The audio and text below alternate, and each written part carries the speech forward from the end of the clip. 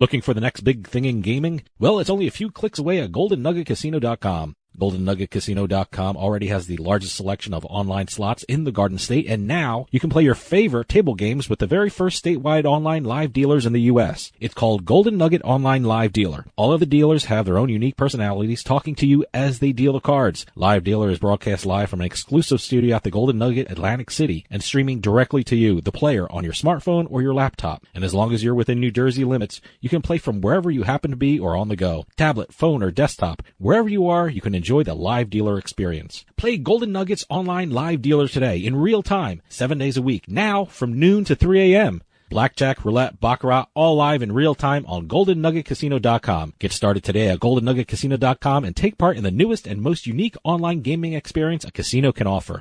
Golden Nuggets Online Live Dealer. Truly the next evolution of online gaming. Must be 21 years or older. New Jersey only. Problem gambler. Call 1-800-GAMBLER.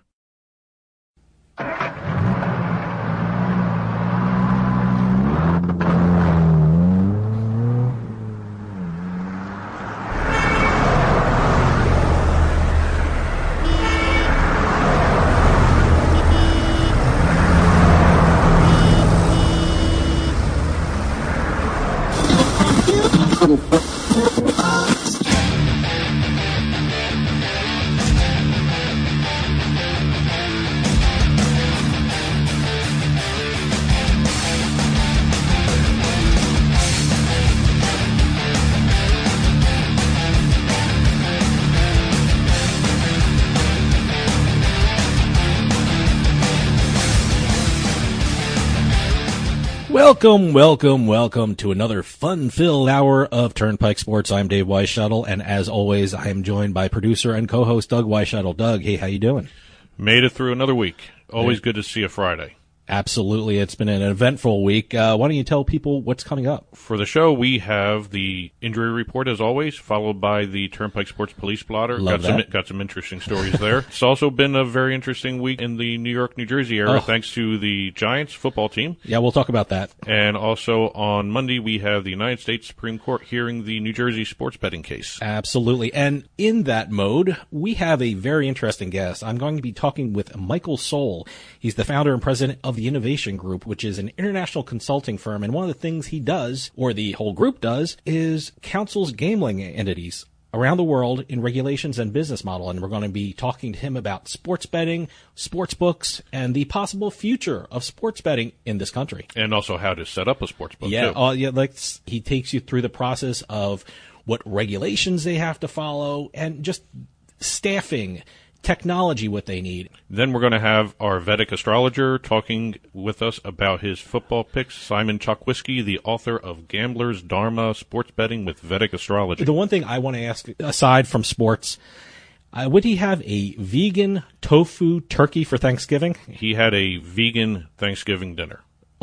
See, I thought, how do you do vegan? He did not say anything about tofu. I know there's such a thing as tofurkey out there. I automatically went to tofu. Yeah, I will bet you we have not talked to him. I have not talked to him.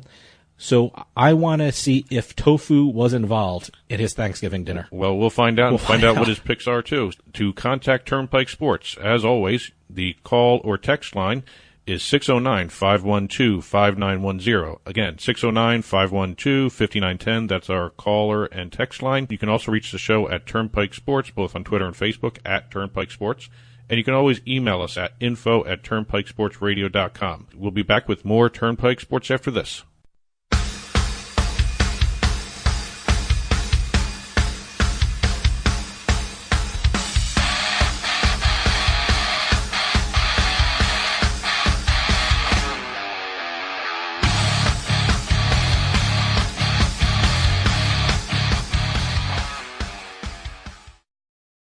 Have you ever wanted something so bad that you do just about anything for it? Well, that's exactly how we feel about you. That's right. AdamandEve.com wants you so bad. We're giving you 10 free gifts with your first order. You heard me right. That's 10 free gifts to spice up your love life. First, you'll get a sexy surprise for her. Second, an adventurous toy for him. And third, a little something we know you'll both enjoy. Plus, you'll get 6 full-length adult movies on DVD. And number 10, free shipping on your entire order. That's 10 free gifts for you shy types who've never tried Adam and Eve before.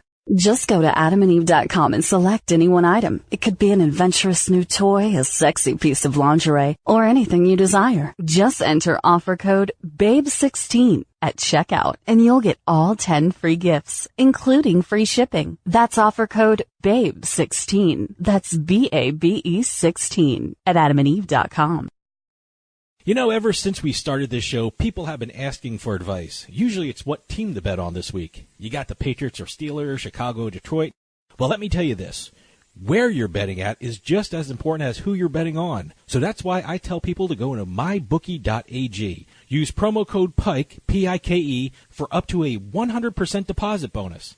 There are a lot of online sports books out there. MyBookie.ag is the only one that gets my stamp of approval, and you know I don't give that out lightly. To get my endorsement, I've got to personally use them, and that means they have to be the best. And MyBookie.ag is by far the best sports book I've used. The rep is rock solid.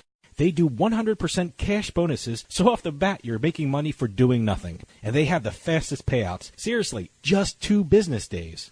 It's no different from betting in a glitzy Las Vegas casino, but you can do it right from your smartphone. Go to mybookie.ag to place your bets and tell them I sent you by using promo code PIKE. Get over there and get the best odds anywhere. Welcome back, everybody. This is Doug Weishuttle with your Turnpike Sports Weekly Injury Report. Miami Dolphins running back Damien Williams is expected to miss some time after suffering a dislocated shoulder in the Dolphins' loss against the New England Patriots. Seattle Seahawks safety Cam Chancellor and Detroit Lions safety Tavon Wilson are both out for the season. Chancellor suffered a neck injury earlier in the season and will not return to the field in 2017. And after playing all season with a shoulder injury, Wilson will undergo surgery and his season is also over. Rounding out the NFL, Los Angeles Rams linebacker Connor Barwin will miss 1 to 2 games with the fractured bone in his forearm. Barwin underwent successful surgery and had a plate inserted into his arm. Ohio State University quarterback J.T. Barrett suffered a right knee injury in the third quarter of the Buckeyes' win over Michigan in what can only be termed a non-football injury. The injury occurred when a cameraman collided with the quarterback on the sideline. Barrett is expected to play this weekend. Over in the NBA, Los Angeles Clippers forward Blake Griffin suffered a sprained MCL in the team's Monday night win against the Lakers. Griffin could miss up to 2 months as he recovers from the injury. And finally, Pittsburgh Penguins goalie Matt Murphy is week-to-week with a lower body injury. This is Doug Weishuttle for Turnpike Sports. Come back next week, and in the meantime, let's be careful out there.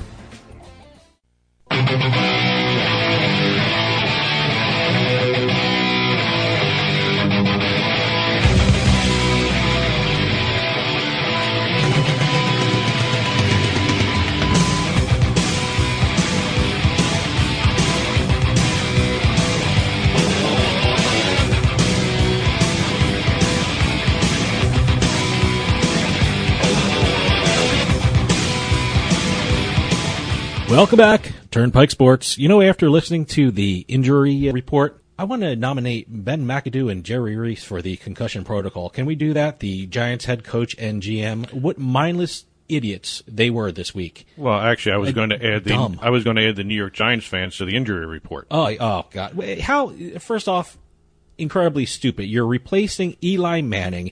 You're breaking up a 210-game streak that he has. It's not his fault what happened to the Giants, and I think they're trying to play it off on him. Well, and it's ridiculous. I think McAdoo is trying to imply it was his fault. It's stupid, disrespectful, idiotic, and what makes matters worse is that they're replacing him with Geno Smith, and they give this crap excuse. We want to know what he's got. Guess what? He's played for a year or 2 years in the same stadium that you play in, and you don't know what you have in Geno Smith? Ridiculous. Absolutely ridiculous. I think it's just showing the dysfunction between the front office and the coach, and also the coach and the players. Because from what I'm understanding, throughout this week, after it was announced that he was being benched, John Mara, the head of the Giants there, he said that the idea was that they were going to continue to let Eli play, and they just wanted to explore looking at what the new kids can do. Since they've already lost 9 games, the season's done. They got to find out what they have, because they're such a great quarterback class coming out in the draft. They got to see if they actually should draft another quarterback or use the third-string guy that they have. First off, John Mara, I don't know where his head is either. He waited 24 hours before he made any statement. You don't make a monumental decision about your football team and not say a word. It's absolutely, if you want to explain it away in the first 24 hours. And like I said, you want to know what you've got. You want to know what you've got from Webb, your third-string quarterback. I think this was the only, after what just happened, I think this was the only move you can make to get to Webb. And going back to what you said about the way they handled it, Mara shouldn't have waited this long. But Mara also should have been in the building and been with McAdoo when this decision was told to Manning.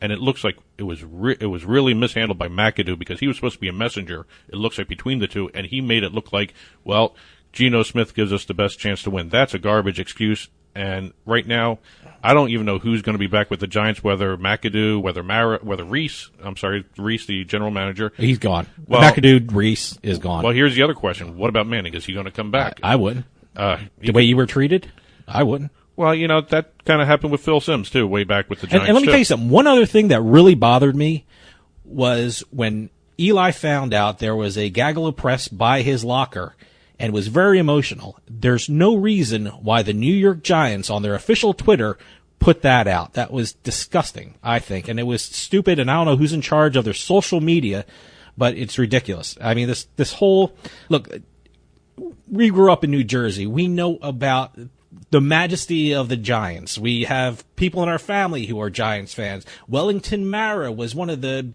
forefathers of the NFL. You don't expect something like this from the Giants head office.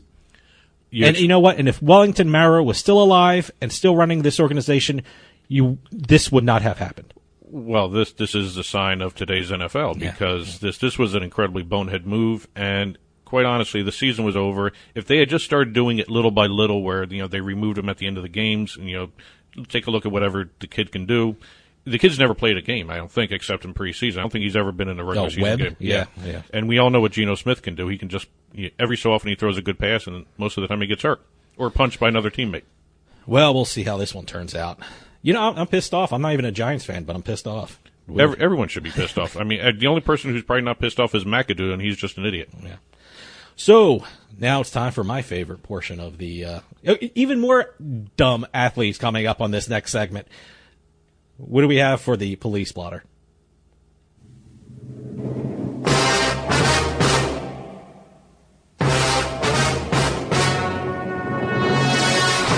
And welcome to another edition of the Turnpike Sports Police Blotter. I'm just getting all set here. Let's do the housekeeping first. As always, the Turnpike Sports Police Blotter is brought to you by Bean Genius. Have some of the best coffee in the country delivered right to your door when you subscribe to Bean Genius, and now get 10% off your subscription when you sign up at beangenius.com using our promo code PIKE, P-I-K-E. Bean Genius, the smart specialty coffee subscription service. Makes a great Christmas present. Hey, I'm getting better at that read, too. Or Hanukkah present. Well, they have... or a holiday present. Just maybe a holiday present. Just throw out any old holiday. Holiday. Halloween, I don't know. Come on. All right, first up, and I had thought about making this an entirely all-pro police blotter this week, but I had one other story I had to throw in because it was just funny. First up, former NBA player Ben Gordon was arrested for felony robbery. Felony robbery? Now, he was arrested in connection with an alleged incident at an apartment complex where he used to live. This is in Los Angeles. He went back to get his security deposit. Okay. The landlord said he did not have access to the security deposit at the time he was there. So what's a normal person do? He punched the landlord. Okay. Yeah. You're lucky he's just getting charged with robbery. I mean, that's assault and battery. Well, after he punched him, he got some of his money back. So he left. He left and came back with a knife. Okay, all right. Someone intervened, called the cops, and he got arrested for felony robbery, trying to get the rest of the security. All right, wow. Now, this guy, this was a former Sixth Man of the Year award winner in the NBA. He's had a rough couple of months here. In June, he was arrested for triggering the fire alarms at this apartment complex. And then, in this past October, he underwent psychiatric evaluation after a alleged hostage incident where in his sports rehab center in New York, he held a woman hostage at knife point in his rehab center. Wow. All right. So he's been having a rough couple of months here. Well, I hopefully there's some explanation for that one. So, well, I'm pretty sure that the psychiatric evaluation is confidential. So. Probably. So he leads off today. Now we have a former NFL player, tight end, Jacob O'Connell. He was charged. Never heard of him. Where's he at? Kansas City and Denver. Okay, all right. He was charged with criminal damage to property under $1,000. He got arrested for an alleged domestic dispute. His father had called the cops because he was upstairs in their house yelling and breaking things when Jacob's wife and kids were in the same area.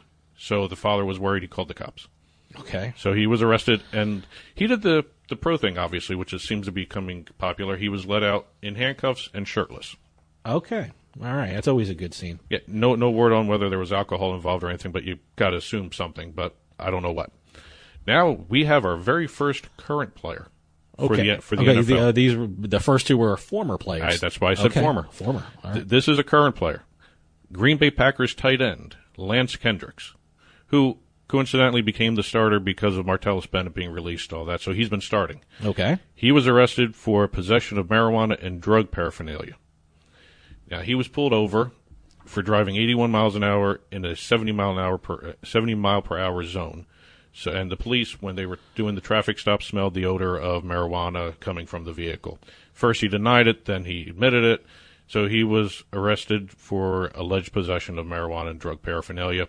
Interestingly enough, this is the second incident involving a football player in this area where they were pulled over for the smell of odor. He wasn't arrested, I'm sorry. He was just cited. Okay. Not even a ticket, just a citation. Some sort of warning or anything like that. So, but what's more interesting to me is, where is there a posted 70-mile-an-hour speed limit? I don't know of any road that I drive on that has a 70-mile-an-hour speed limit. It's I think that's the big story from that. He was in Wisconsin. Wow, so, Wisconsin. All right. Like I said, he was a starting tight end after Martellus Bennett was released. Okay. And finally, we have Central Connecticut State University quarterback Jacob Dogala and his offensive lineman Dave Sinti, charged with second-degree breach of peace. Okay. This was due to... Wait. Before you even say it, was alcohol involved? Yes. Oh, look at that. They were throwing a party off campus. You gotta love college. I found this interesting just because the Central Connecticut Campus Police have what's called a party patrol in New Britain, Connecticut. So this is a section of the actual police. This is campus police. It's campus police. Oh, okay. They have a party patrol. It's not the town. It's okay. This is why, because the town of New Britain, their police department also got involved, and they have a party patrol. So everyone has a party patrol. Well, what happened was the campus police heard screaming and shouting going on at around 2 a.m. They got to the scene and they found two men arguing and 200 kids plus drunk. Okay. Over 200 kids, I should say. Well, it's college. This is 2 a.m. The New Britain Police Party Patrol showed up, and the two players were arrested and charged with, again, second-degree breach of peace. This is the second time in 4 months in the same neighborhood that football players have had a party and got arrested for it. I'm fascinated by this party patrol thing. Do they actually call it the party patrol, or is that like a slang that the kids give it? Because it sounds like a promotional thing that Budweiser does in the bars that gives out T-shirts. Hey, join our party patrol.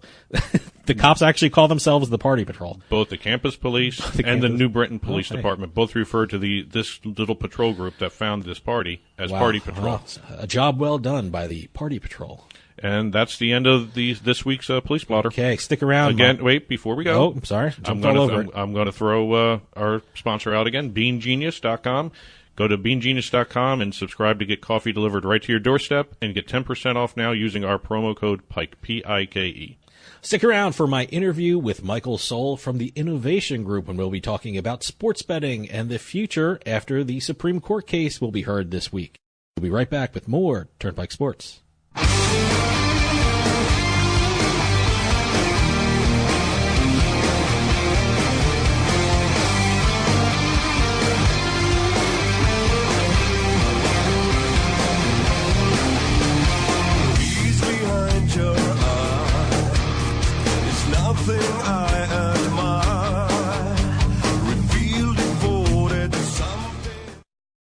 Well, the holiday season is upon us once again, and we all have a hard time deciding on the gifts to get our friends and families, right? Well, our friends at Bean Genius have made it easy for you. How? Coffee. That's right, give them the gift of coffee by ordering a gift subscription to Bean Genius. It's the perfect solution. Bean Genius sells freshly roasted coffee from some of the best independent coffee roasters in the country. They feature over 2,000 specialty coffee blends, all at your fingertips. And Bean Genius actually learns their individual customers' taste preferences and then suggests future coffee blends for them. Right now, you can send your loved ones a gift subscription to Bean Genius. Head on over to beangenius.com and click on the gifts link. Then choose from 1 month, 3 months, 6 months, or a full year subscription. It's that simple. And now you can save 10% off your gift purchase with our promo code PIKE. So sit back, enjoy the holidays a little more, have a cup of coffee, and let Bean Genius take care of everything. And save a little money yourself by getting 10% off your Bean Genius gift subscription by using our promo code PIKE at checkout. Show your loved ones how much you care with a gift of coffee delivered right to their doorsteps with Bean Genius. That's beangenius.com and save 10% off with our promo code PIKE. Do you wake up with a sore neck or a bad back? Or maybe you just had an awful night's sleep? Must be the bed, right? Well, maybe it's not your bed. Maybe it's your pillow. That's why I use MyPillow. I sleep great at night and wake up pain-free. And now there's a great deal being offered by the folks at MyPillow. Go to MyPillow.com, click on the Radio 4-Pack Special tab, and use promo code CARDS or call 1-800-319-7913 to take advantage of this 4-pack special. You'll get 2 MyPillow premium pillows and 2 Go Anywhere pillows, all for one low price when you check out with our promo code CARDS.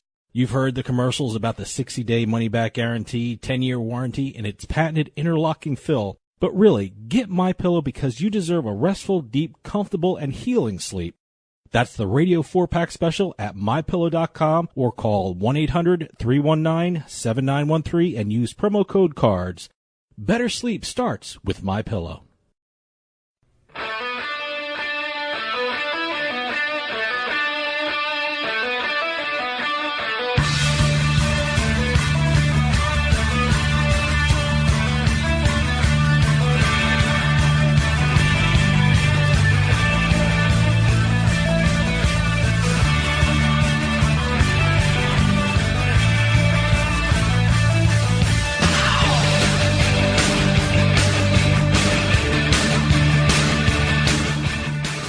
Welcome back to Turnpike Sports.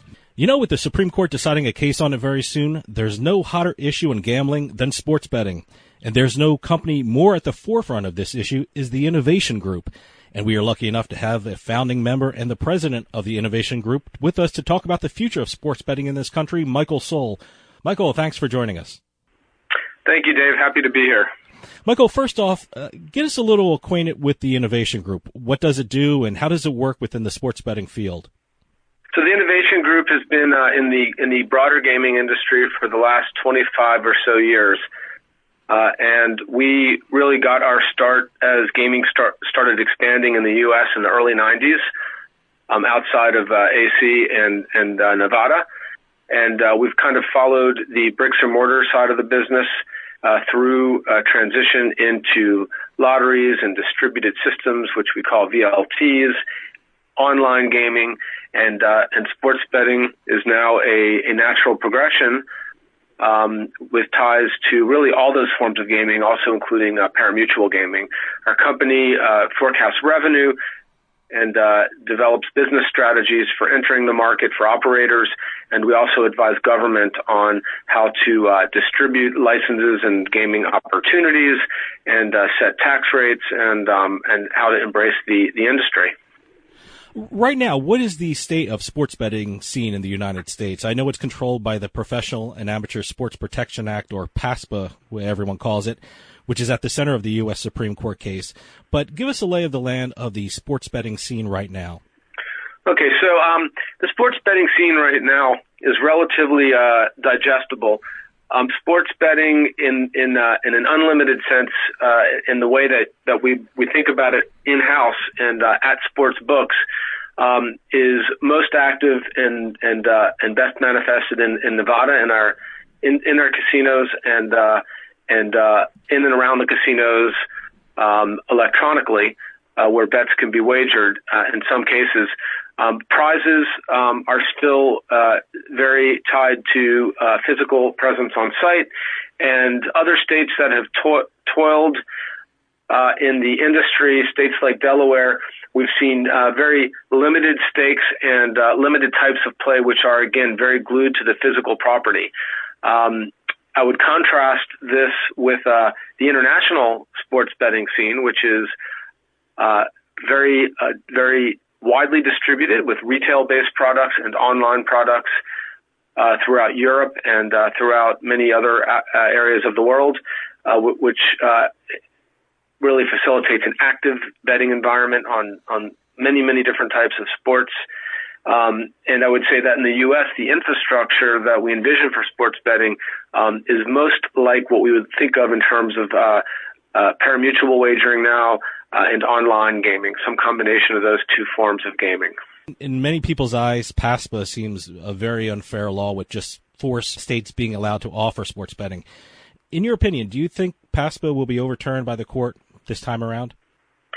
Well, not a visionary as to the legal status and what SCOTUS will look at from a truly legal standpoint.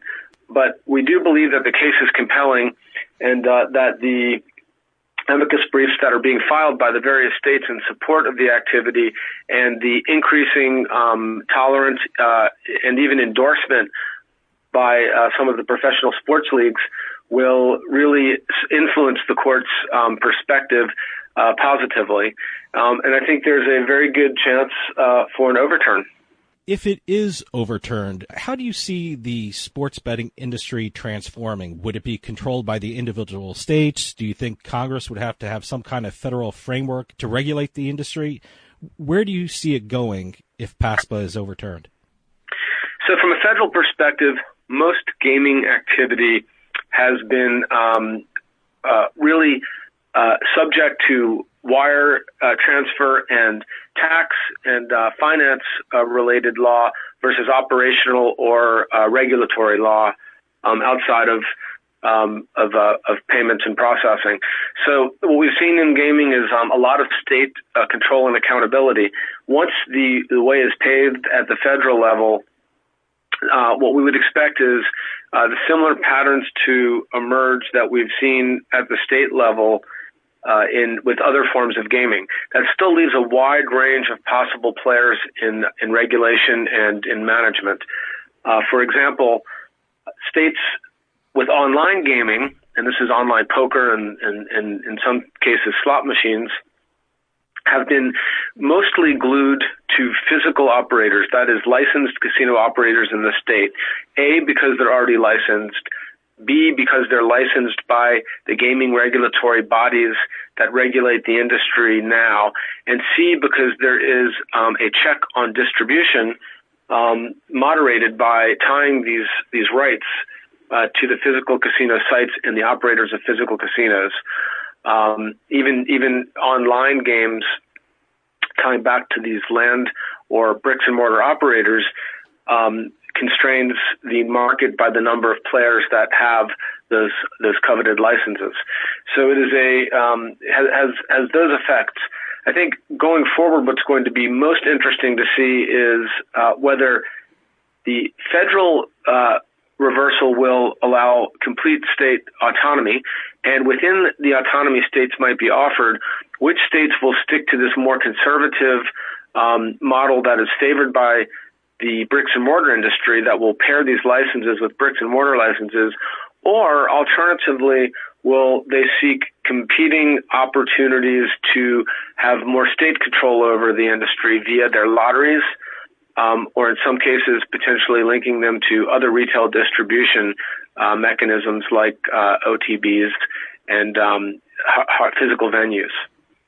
You know, you raise a great point. I know if New Jersey wins, I think the law only provides for sports betting within casinos and horse tracks, but you see that possibly expanding on to different types of entities. And do you expect in other states that will grow into other, like online or OTB style things? Well, I think it depends on the state. If you're a state like New Jersey, you have a precedent with your online offering being through current license holders, and you also have a slot and a distribution product that is very much controlled by the private sector. If you look at the VLT states, and VLTs, I'll remind the audience, are video lottery terminals. These are essentially slot-like machines which operate at casinos in many states, but are often still tied to a centralized system. Sometimes they're distributed more widely in route operations in groups of 5 to 15 to sometimes 50 machines at a truck stop.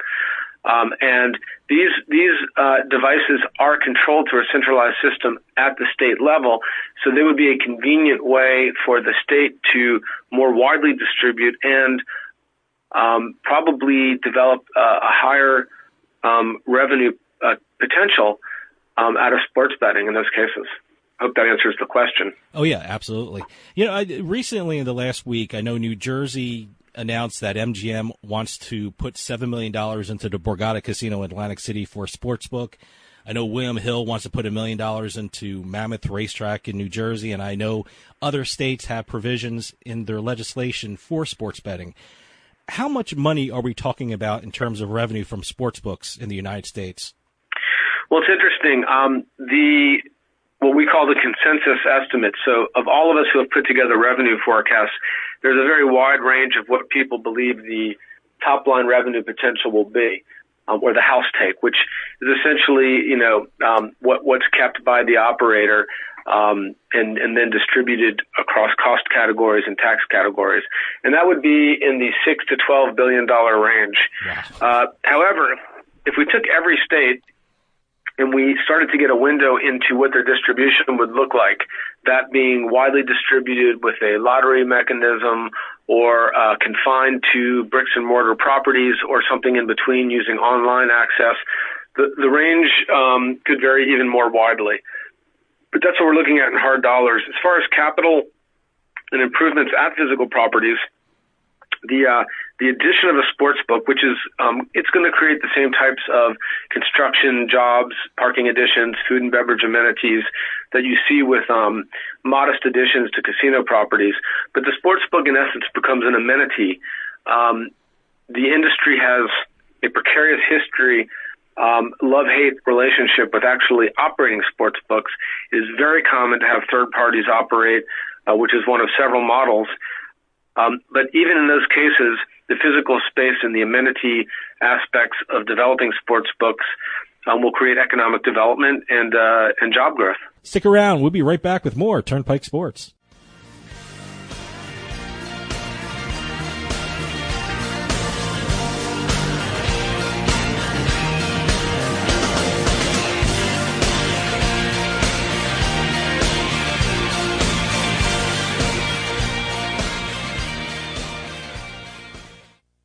If you wake up with a sore neck or a bad back, or maybe you just had an awful night's sleep, must be the bed, right? Well, maybe it's not your bed. Maybe it's your pillow. That's why I use MyPillow. I sleep great at night and wake up pain-free. And now there's a great deal being offered by the folks at MyPillow.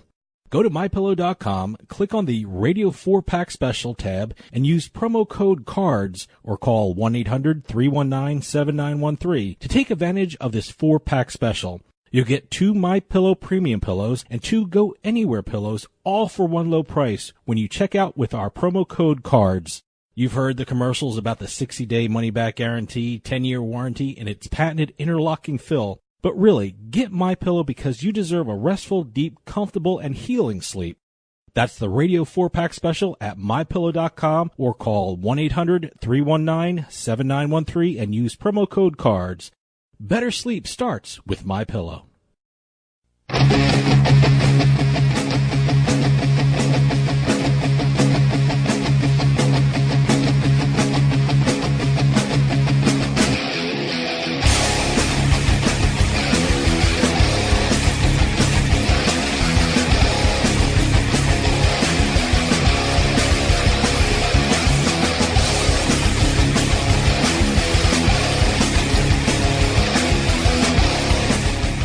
Welcome back to Turnpike Sports. For those of you just joining us, I am talking with Michael Soll, founder and president of the Innovation Group. I know New Jersey is talking about sports betting being the savior for Atlantic City and the horse tracks in the state. How much revenue will the state see from sports betting? Well, the state, the threshold benchmark for tax as it is applied for, let's say, non-traditional gaming outside of bricks and mortar, so online gaming and lotteries. There tends to be a more ambiguous margin available to government, in the sense that the capital investment for this type of activity is generally centralized. Again, there will be some on-site expansion that has a capital expense associated with it, but a lot of the infrastructure and the IP is going to be one-time expense that serves multiple different types of activity in sports betting exercised by the owner in the market. So it is tempting for government to overreach, I believe, in setting tax rates in these areas. You will see some government entities, some states, reach toward the 40 to 50% of revenue goal on taxation.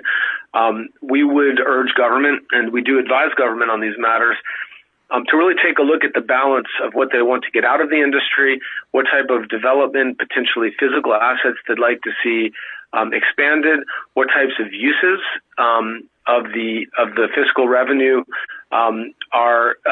make sense given other taxes in the gaming industry, and to take a good look at the return on investment to the operator as a mechanism for measuring taxation versus a random number that feels good based on third-party research of other jurisdictions.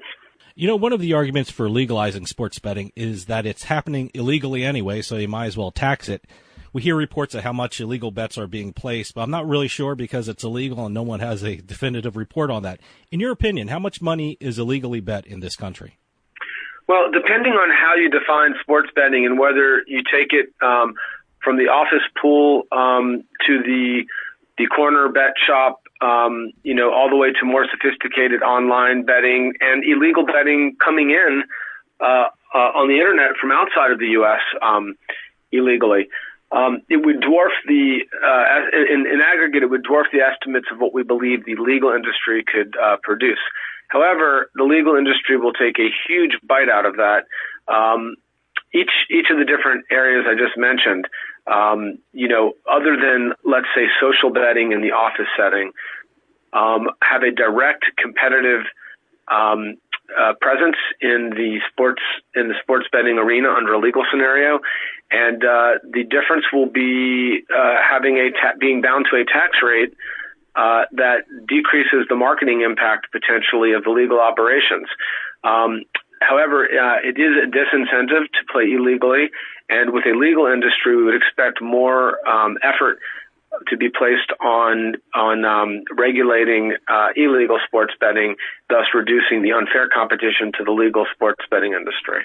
I want you to take us through the process. Say, for instance, the U.S. Supreme Court declares a law prohibiting sports betting unconstitutional on February 1st. Now, people can't start betting legally on February 2nd, so the time between the court makes its decision and the time when people can actually start placing legal bets, what has to be done at the governmental level to make this happen, and what does the Innovation Group do to assist their clients in that area? Right. So in most forms of gaming, enabling legislation, notwithstanding any federal obstacles, so once the federal obstacles are removed, is really, it's a state matter. It's a state enabling matter. And what we found with online gaming was that although all states haven't jumped at online gaming as an opportunity in the state, the process for legalizing and bringing the product to market is much shorter than that of bricks and mortar casinos. A, because you're not dealing with physical locations that have zoning and permitting and land use issues and construction periods for that matter. And B, because you're not introducing a gaming for the first time. So there's already a threshold of tolerance that's generally being layered into other forms of gaming. So I would expect the process to move through most states in the context of their next legislative opportunity, the next session that they can prepare well for. and in many cases, states are already preparing. States that have been positioning themselves, like Pennsylvania and Connecticut and Mississippi, and as you mentioned, New Jersey. These are states that will be prepared to move right into their legislative sessions. Their legislatures will then set the structure and the shape of the industry for the foreseeable future, and this will be a determination of how many licenses will be issued, who will hold the licenses on the private or public side, what vendor relationships will be allowed to exist between operators and casino owners if they're the licensee, what types of contracts and bidding processes state lotteries might go through in conjunction with their current operators, who are often private operators, in seeking partners in sports betting and platforms. And I think you could see the rollout in many cases in less than a year from the legislation, the session in which the legislation is passed. Now, for our part, we really have two different perspectives and entry points as a company. We are very often engaged with government, and in this case, let's say lotteries, who are representative in many ways of government, in looking at what are the most fiscally beneficial ways, or in some cases, economic impact rich ways of introducing a new form of gaming. So we would be helping them determine whether the casino owner model maximizes revenue compared to a lottery model, whether retail and physical shops are prudent with what type of distribution compared to just being able to bet physically at a casino or parimutuel property. And we would work through government essentially on rolling out a plan and then potentially helping them solicit and review RFPs or requests for proposals to the private sector to participate in the industry.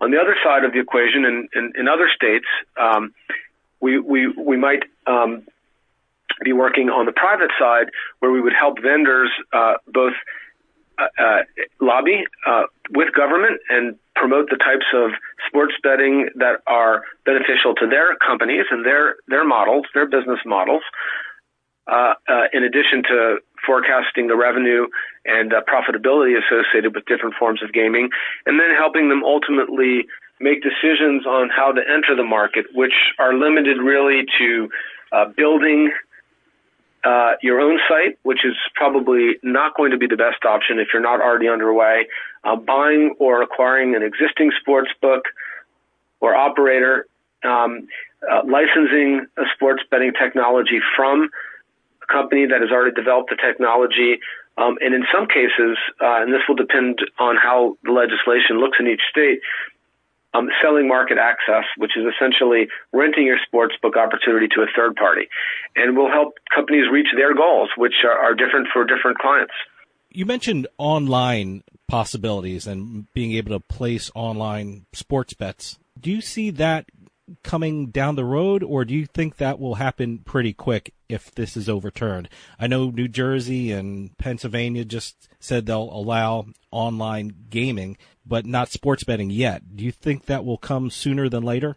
I think most states will reserve the option to expand expeditiously into accepting online wagers after the industry is established. And I think some states will go there immediately to potentially gain a competitive advantage over neighboring states, where you've got some ability to have interesting border activity amongst states that do and don't offer different forms of sports betting, and where those bets will be cast and where the revenue will be achieved. When you're talking about online, there's a lot of illegal sites, and we mentioned what would happen to the illegal betting sites. Do you think some of them will become legal, or do you think they'll be wiped out completely? Well, it's interesting.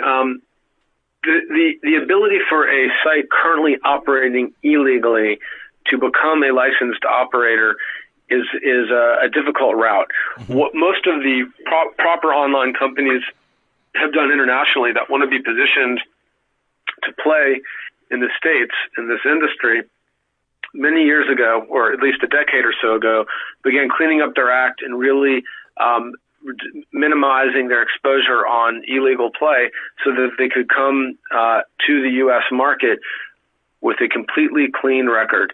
And most of the companies that you see involved in online gaming here now are companies that were not involved in taking illegal wagers for a long period of time before entering this market.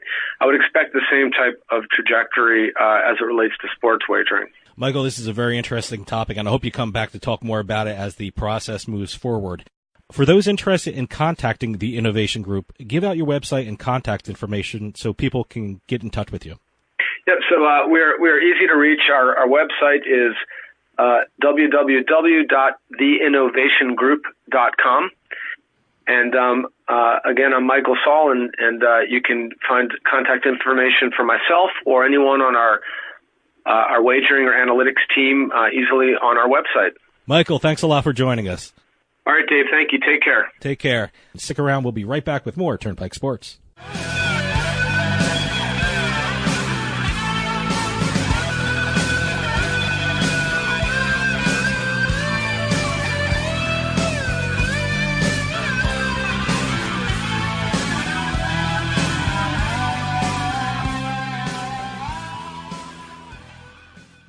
Do you wake up with a sore neck or a bad back? Or maybe you just had an awful night's sleep? Must be the bed, right? Well, maybe it's not your bed. Maybe it's your pillow. That's why I use MyPillow. I sleep great at night and wake up pain-free. And now there's a great deal being offered by the folks at MyPillow. Go to MyPillow.com, click on the Radio 4-Pack Special tab, and use promo code CARDS or call 1-800-319-7913 to take advantage of this 4-pack special.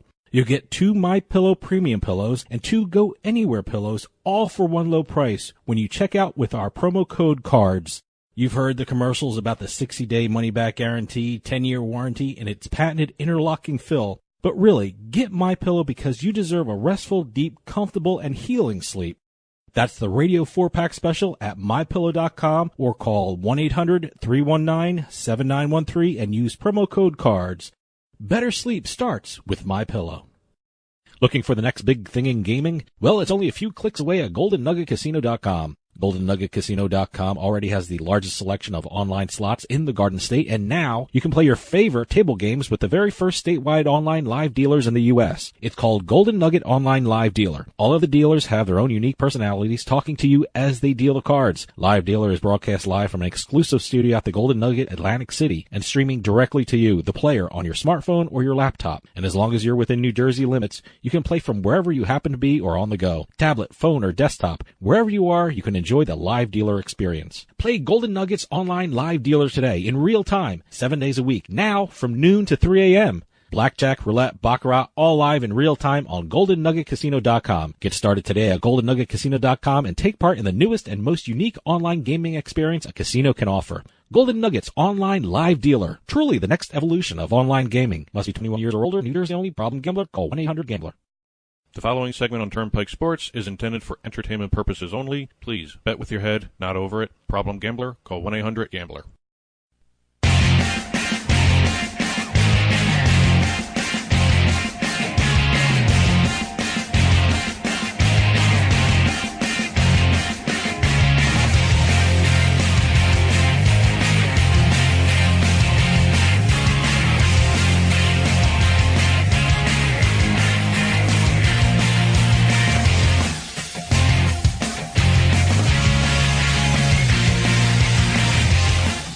Welcome back to Turnpike Sports. You know, every week for our pick section, we are lucky enough to have Simon Chokoisky, the author of Gambler's Dharma, Sports Betting with Vedic Astrology, and also be sure to check out Simon's great website, spirittype.com.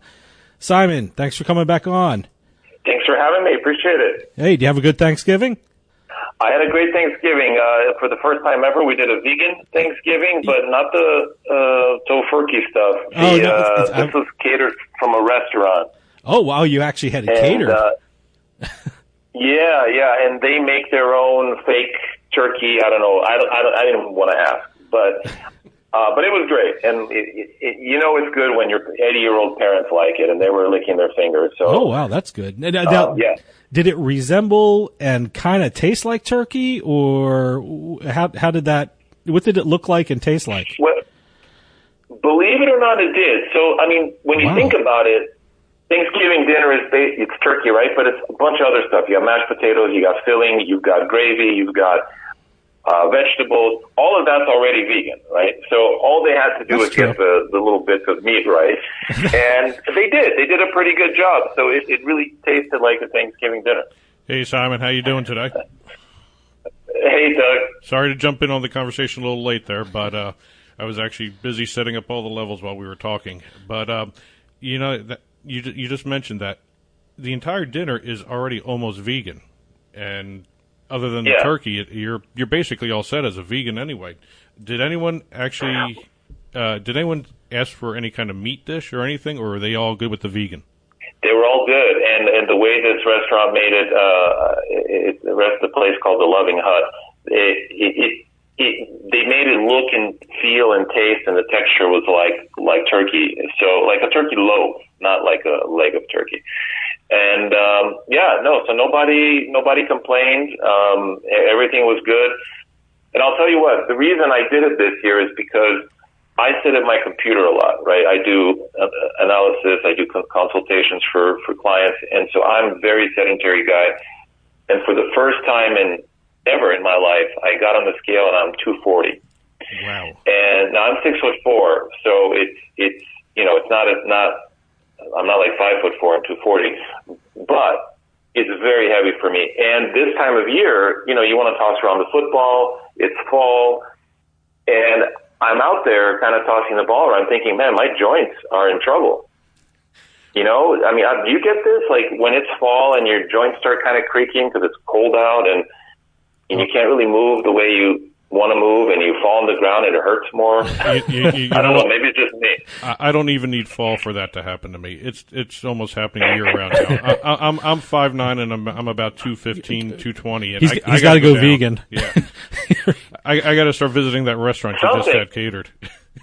Yeah. Well, maybe you could have them sponsor your show. There you go. Beautiful. But like every time I walk, I'm feeling like, man, my joints are handling 240 pounds times however, when you jump and walk. So it's time to drop 20 pounds. That's my challenge before the end of the year. So this was part of the program. And I'm happy to report it went well. You're actually coming around New Year's, so you're getting right to the New Year's resolution time. Perfect timing for trying to lose weight. So good job. I figure I'd start early. Oh wait, you're going to drop? You're going to drop in a couple months. Before the end of the year, because I want to get a head start on everybody. Well, you see, my way of doing a head start on New Year's is dropping the resolution now and not even bothering with it at New Year's. So I'm beating the crowd. Hey, if it worked for you, to each their own. Exactly. All right, let's get to the picks.